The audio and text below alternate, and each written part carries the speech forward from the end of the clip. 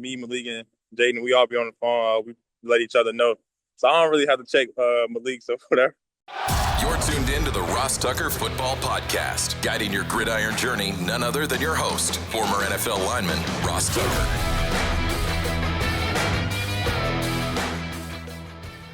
Oh, yeah, it is. But it's not just any Ross Tucker Football Podcast. It is a Monster Monday presented, of course, as always, by DraftKings. The crown is yours. It's a wide receiver Monday. Man, I mean, I thought Cooper Kupp signing with the Seahawks would be the biggest news. Instead, late last night, the Bengals get it done with Ja'Marr Chase and Tee Higgins. More on that momentarily. All on the same day that we happen to have arguably the best rookie wide receiver in the NFL last year, Brian Thomas from the Jacksonville Jaguars, on the show. We'll get to the interview with Brian momentarily, then all of the news, and there's a lot of it since Thursday morning, since we record 3 episodes a week here in the offseason on the Ross Tucker Football Podcast, but still have the College Draft Podcast where we're going to be going over the tight ends in this year's NFL Draft today. And then, of course, Even Money Betting Podcast tomorrow. Not only some NFL news, we'll get Steve's thoughts on Daniel Jones and some of these other moves, but he's going to give you a lot of March Madness advice. So if you're someone that bets on March Madness or fill out a bracket, Steve Fezzik will be all over it. We will have winners later on in the show, hopefully, but there's a lot to get to, so we got to get to all the news first before I let people know who's getting some of these signed press passes. By the way, every previous winner, you should have your signed card or picture or press pass at this point. I was able to finish those up over the weekend. The rest of them should be being sent out in the mail today. So thank you, all of you that go the extra mile. It's Big Show time. The Big Show. Man, he might have been the best rookie wide receiver in the NFL last year. Obviously, that last month in particular was just ridiculous. Brian Thomas, of course, who's now becoming like the face of the Jacksonville Jaguars. Brian, it's Ross Tucker. Thanks so much for coming on the show, man. Really appreciate it. Yes, sir. Thank you for having me.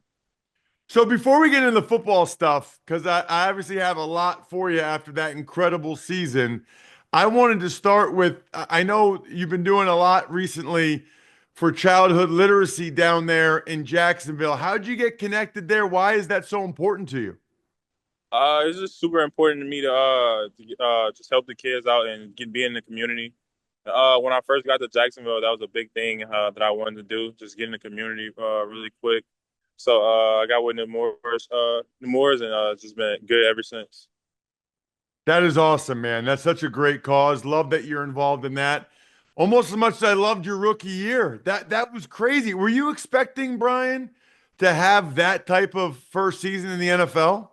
I mean, I wouldn't say I was expecting that type of season, but I mean, I just wanted to come in and just be the best that I can be.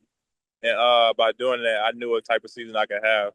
What do you think was the biggest reasons for your success? Just building a bond with my teammates and just going out and playing hard each and every week.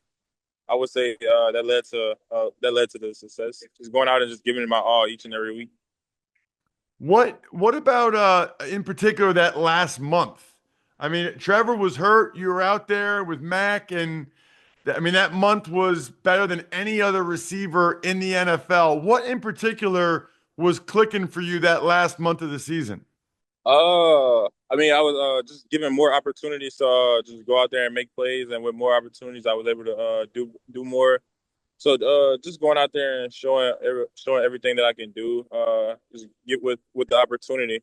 Have you had connection yet with well, actually, before I get to that, what are the odds you think you'll be able to pick up where you left off next year after those last 4 games? That, you know, I know a lot of fantasy folks that are hoping that, and Jaguars fans, that those last 4 games are kind of who you are moving forward. What's your level of confidence that you'll kind of be able to pick up where you left off? I'm super confident that I will be. I'm just like the fans, hoping that I will be. I'm just confident about next season, but right now I'm just focused on getting myself better and just working on myself right now.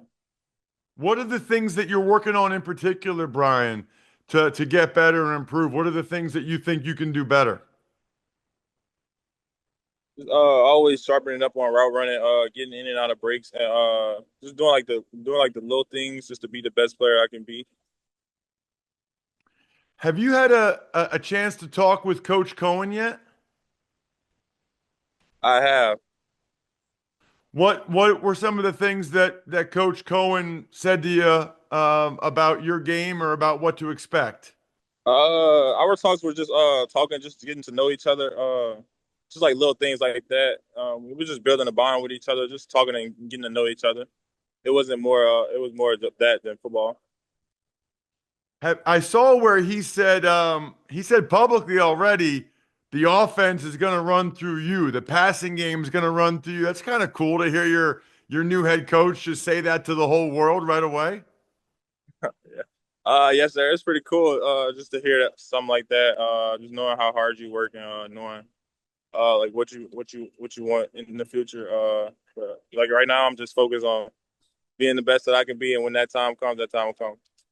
Do you talk Brian, do you talk with any guys from the Bucks to learn more about Coach Cohen? You know, I mean, do you talk to Mike Evans or Chris Godwin or anyone like that to get any insight into Coach Cohen?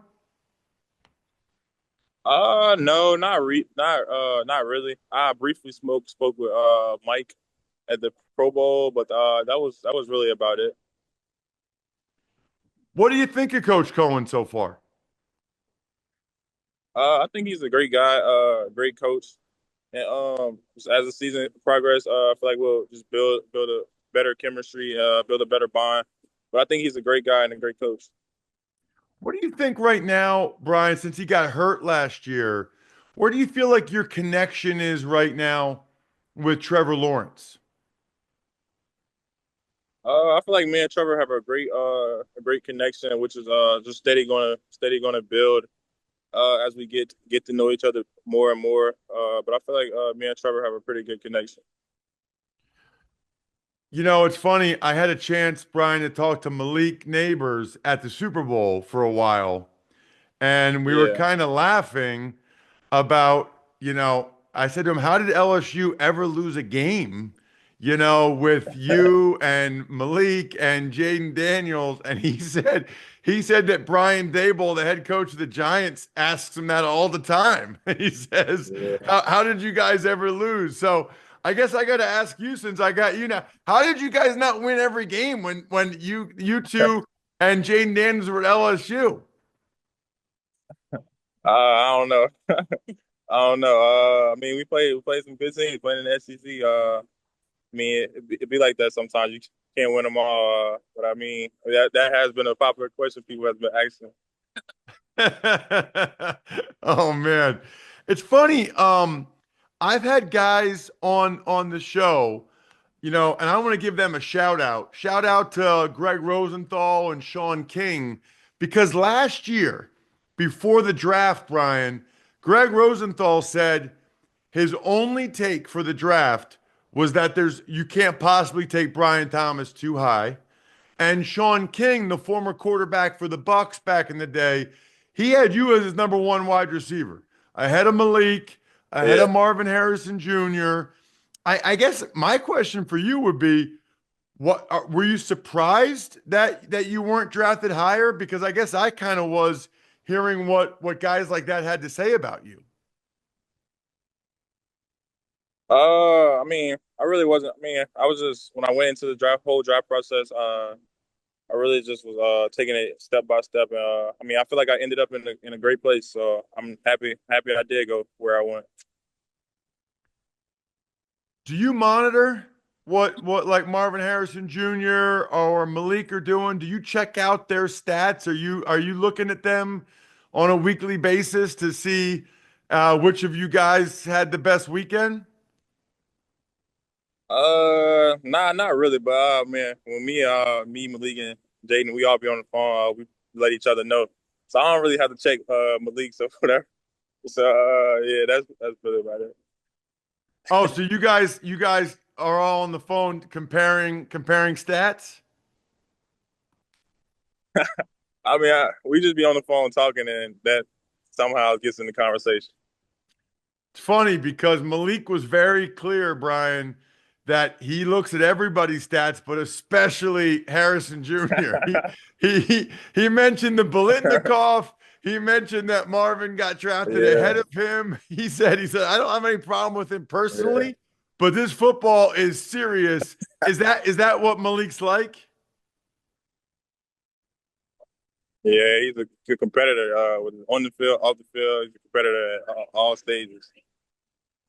What do you know, if anything, Malik, about Brian? What do you know, if anything, about De'Ami Brown? Who's going to be playing receiver with you that the Jags just signed. I haven't really got to talk to him. Much. I haven't really got to talk to him yet. But I was talking with Jaden about him a little bit, and Jaden said he's a good guy and a great teammate. So just looking forward to being able to talk to him and being able to connect with him.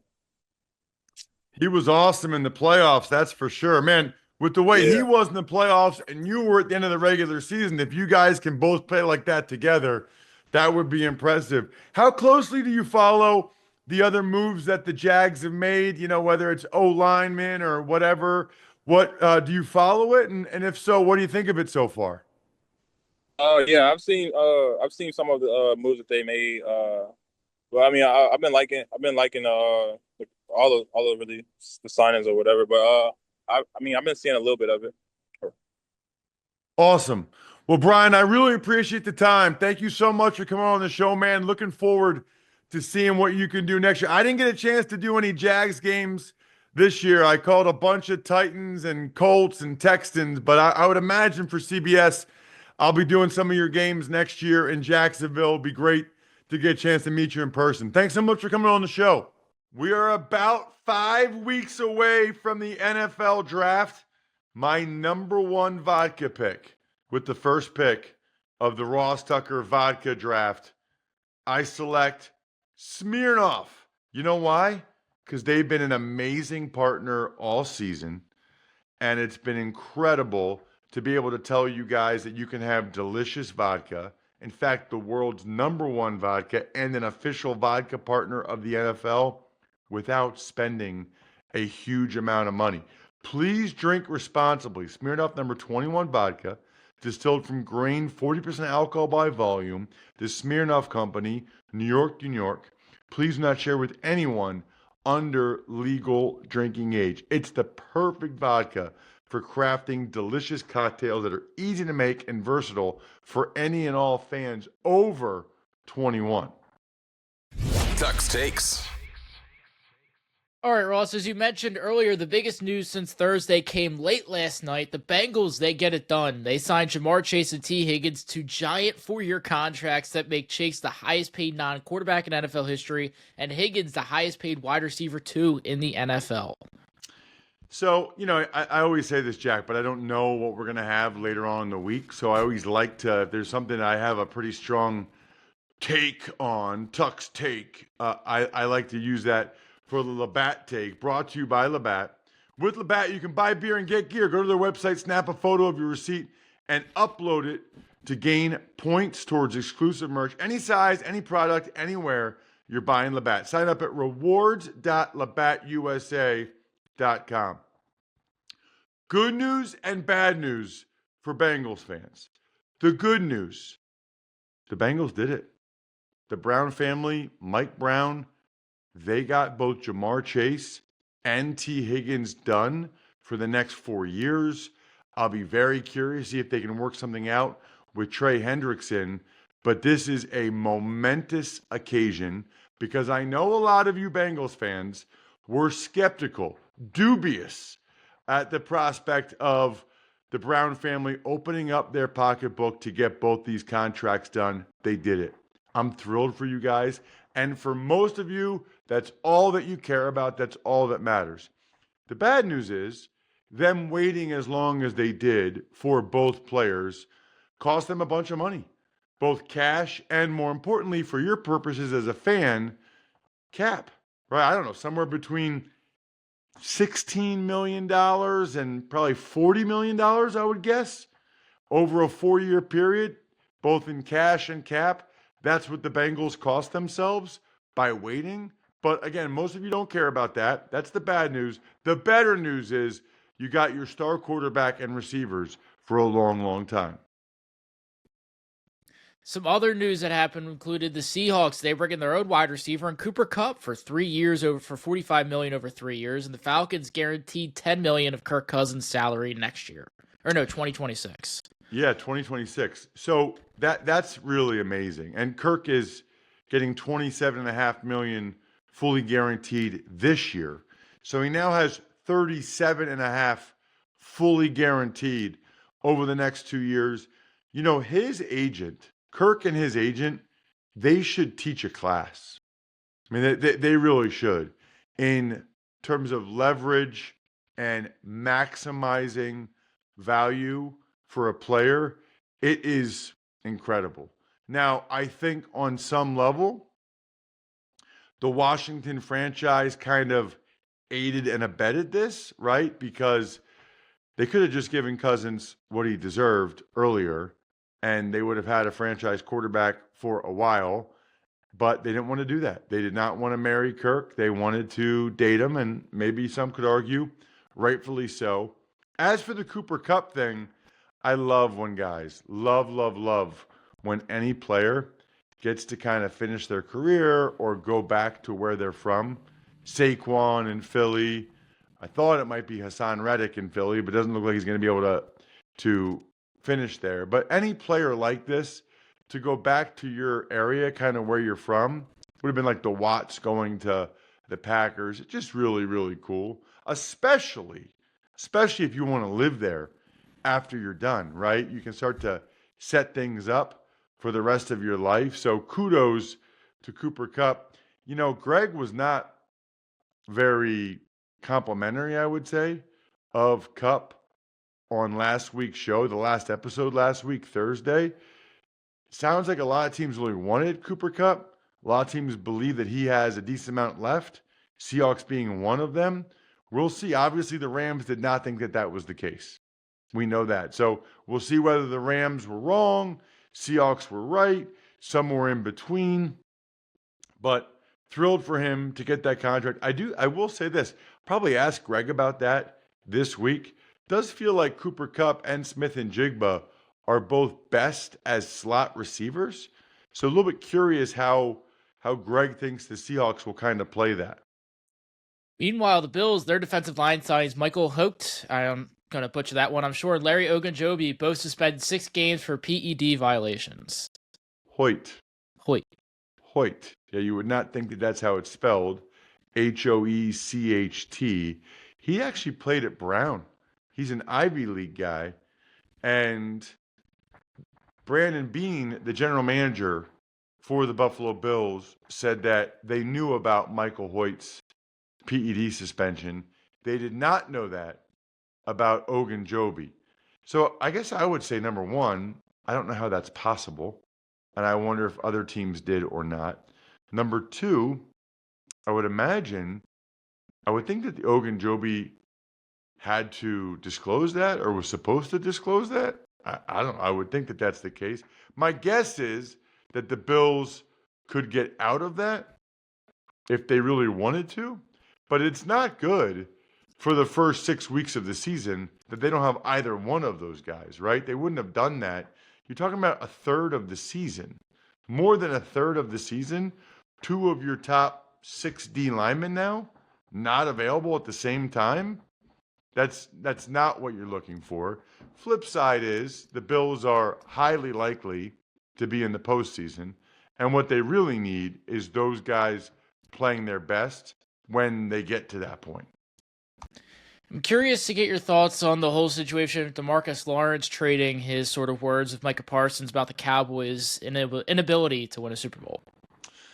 I was going to make this the Labatt take until the Bengals news came down late last night. Probably could have. I have no idea what Demarcus Lawerence is doing. You spend 11 years with a franchise like the Dallas Cowboys, they pay you well over $100 million. And the first thing you're going to do when you go to a new team is say, I know I would never win a Super Bowl there. I can understand maybe having some frustration that the Cowboys didn't have more postseason success while you were there. But this is one of those things in life where it's like, what is the upside of making that comment? Why would you possibly make that comment? How can that benefit you? I don't know if Demarcus Lawerence was a Ring of Honor guy or not, but this certainly isn't going to help that chance. Make the case for that. I don't know why you say this. And by the way, you say, yeah, I'm glad I'm not there anymore because I know they're not going to win a Super Bowl. But you are going to win a Super Bowl in Seattle with Sam Darnold? Seriously? Like that's your argument, DeMarcus? I'm thoroughly confused why he would say that. And then Micah Parsons, who's not happy about it, says something, which we can debate whether or not it was smart for Micah to go there on social media. But then Demarcus Lawrence's response is, maybe if you would spend less time on tweeting and more time on winning, I'd still be there.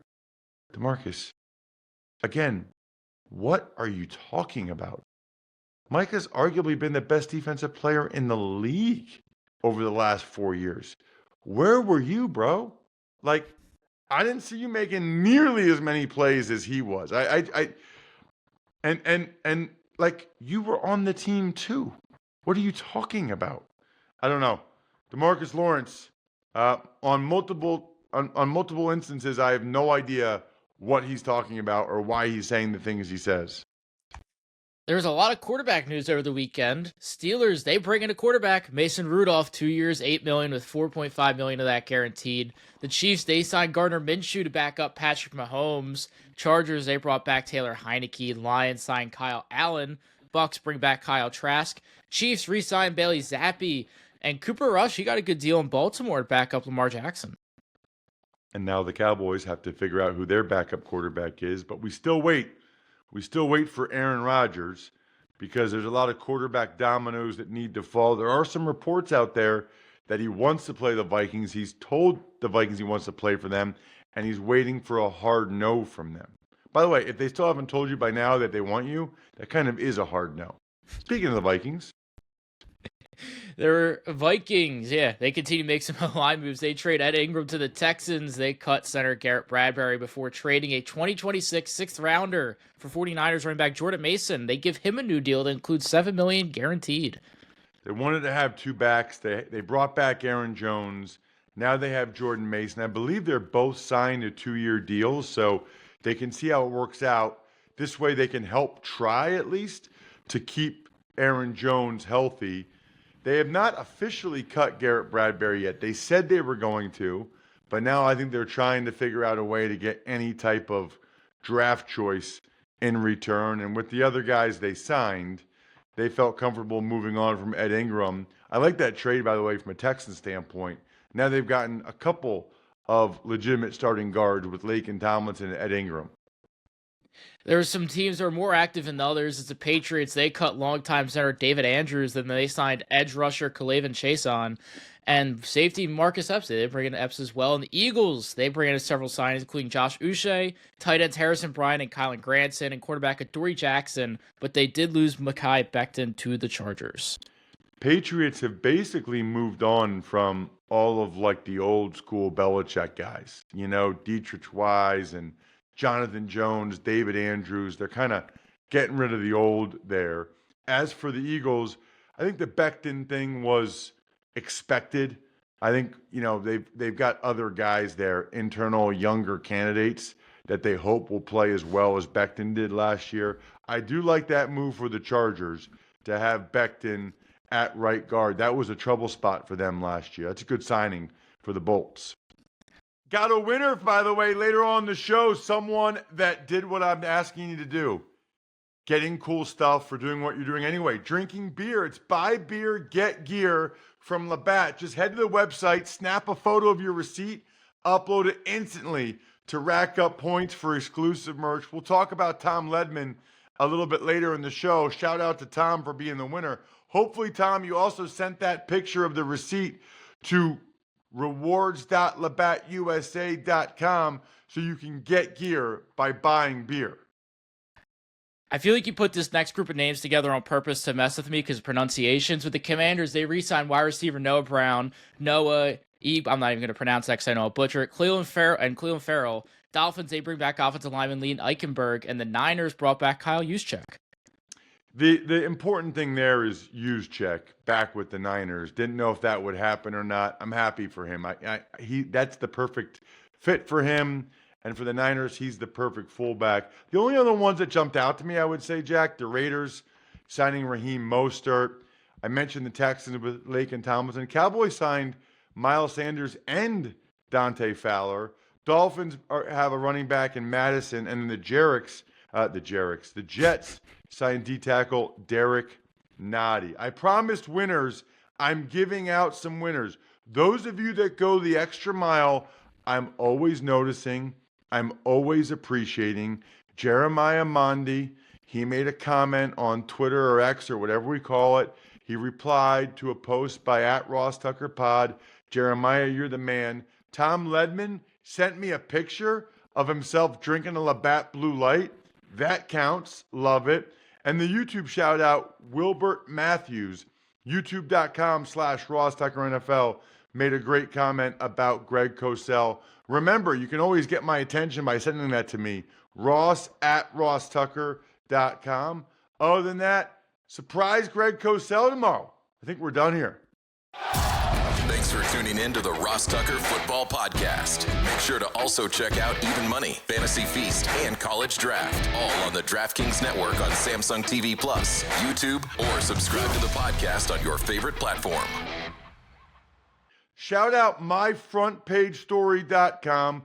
Huge fan of giving people good gifts in life, making sure they know how you feel about them.